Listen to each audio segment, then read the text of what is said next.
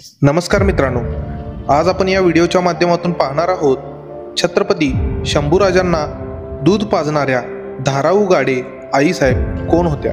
14 मे 1657 रोजी पुरंदर किल्ल्यावर राणी सईबाईंच्या पोटी शंभूराजांचा जन्म झाला। त्यानंतर सईबाईंची तब्येत दिवसेंदिवस बिघडत गेली। याच आजारपणामुळे शंभूराजांना पुरेसे दूध मिळत नव्हते। त्यामुळे शंभूराजे भुकेने व्याकुळ व्हायचे। तेव्हा शंभूराजांना आता दूध कोण पाजणार ही चिंता राजमाता जिजाऊ माँसाहेबांना सतावू लागली। त्याच काळात पुरंदरच्या पायथ्याशी कापूरहोळ या गावी धाराऊ गाडे ही महिला नुकतीच बाळंत झाली आहे अशी माहिती जिजामातांना मिळाली।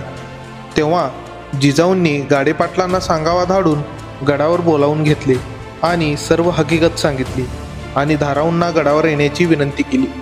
जिजाऊ माँसाहेबांच्या विनंतीला मान देऊन धाराऊ त्यांच्या रायाजी आणि अंतोजी या दोन्ही मुलांना घेऊन तडक गडावर आल्या। धाराऊंच्या दुधावर शंभूराजांचे पालनपोषण होऊ लागले। राणी सईबाईंचे आजारपण पुढे वाढतच गेले आणि इसवी सन 1659 साली शंभूराजे अवघे 2 वर्षांचे असताना त्यांचे निधन झाले। शंभूराजे पोरके झाले, मात्र धाराऊंनी आपले मातृत्व शंभूराजांना अर्पण केले। धाराऊंच्या असण्याने शंभूराजांच्या दुधाची चिंता मिटली होती। धाराऊंच्या या अमूल्य सेवेबद्दल शिवाजी महाराजांनी त्यांना दरवर्षी 26 होन रोख, त्याचबरोबर धाराऊंचा थोरला मुलगा रायाजी यांना राजगडावर तर त्यांचा धाकटा मुलगा अंतोजी यांना पन्हाळगडावर नोकरीस ठेवले होते।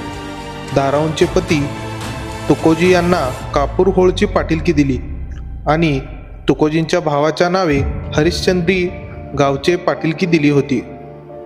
धाराऊ या आजन्म शंभूराजांच्या सोबत राहिल्या। या भूतलावर फक्त 2च वेळा भाग्यवान आई होण्याचा मान 2 महिलांना प्रत्यक्ष परमेश्वरांनी दिला आहे।